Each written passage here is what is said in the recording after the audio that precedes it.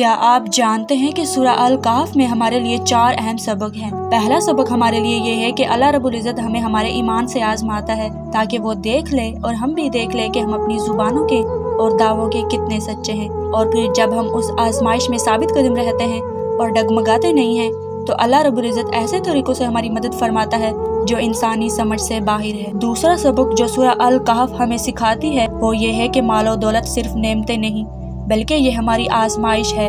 کہ ہم اللہ رب العزت کا کتنا شکر ادا کرتے ہیں۔ ہمیں کبھی یہ نہیں بھولنا چاہیے کہ ہمیں دنیا میں جو بھی خیر، جو بھی بھلائی ہمیں ملتی ہے وہ اللہ رب العزت کی طرف سے ملتی ہے، اور اگر ہم چاہتے ہیں کہ وہ بھلائی ٹھہر جائے اور ہمارے ہاتھ سے نہ جائے تو ہمیں اپنی نعمتوں میں عاجز رہنا چاہیے، کیونکہ جو رب دے سکتا ہے وہ واپس لینے پر بھی قدرت رکھتا ہے۔ یہ کبھی نہیں بھولنا چاہیے کہ دنیا اور اس میں موجود ہر شے عارضی ہے۔ تیسرا سبق یہ ہے کہ علم بھی امتحان ہوتا ہے کہ کہیں ہم مغرور تو نہیں ہو جاتے یہ سوچ کر کے ہمیں سب کچھ پہلے سے ہی آتا ہے۔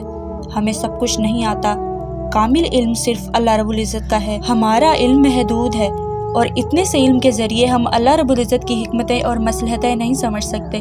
اس لیے ہمیں اللہ رب العزت کے فیصلوں پر توکل کرنا چاہیے،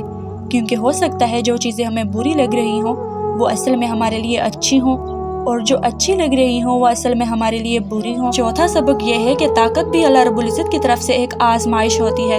وہ جس انسان کو طاقت دیتا ہے وہ اس انسان کو اس بات پر آزماتا ہے کہ وہ اس طاقت کو انصاف کے لیے استعمال کرتا ہے یا پھر کمزور کو کچلنے کے لیے استعمال کرتا ہے۔ مختصر یہ ہے کہ ہر شے امتحان ہے۔ یہ چاروں مختلف کہانیاں ہمیں یہ سبق دیتی ہیں کہ ہر چیز اپنے ساتھ ٹیسٹ لے کر آتی ہے، اور اس ٹیسٹ میں بس وہی پاس ہوتا ہے جو اپنے رب کو نہیں بھولتا، کیونکہ انسانی فطرت یہ ہے کہ وہ نعمت عطا ہو جانے پر سرکش ہو جاتا ہے اور اپنی حدود بھول جاتا ہے، اور اس کی یہ حرکت اسے فنا کر دیتی ہے۔ مت بھولا کرے کہ نعمتیں اپنے ساتھ بہت سی ذمہ داریاں لے کر آتی ہے جو ہمیں پوری کرنی ہوتی ہے۔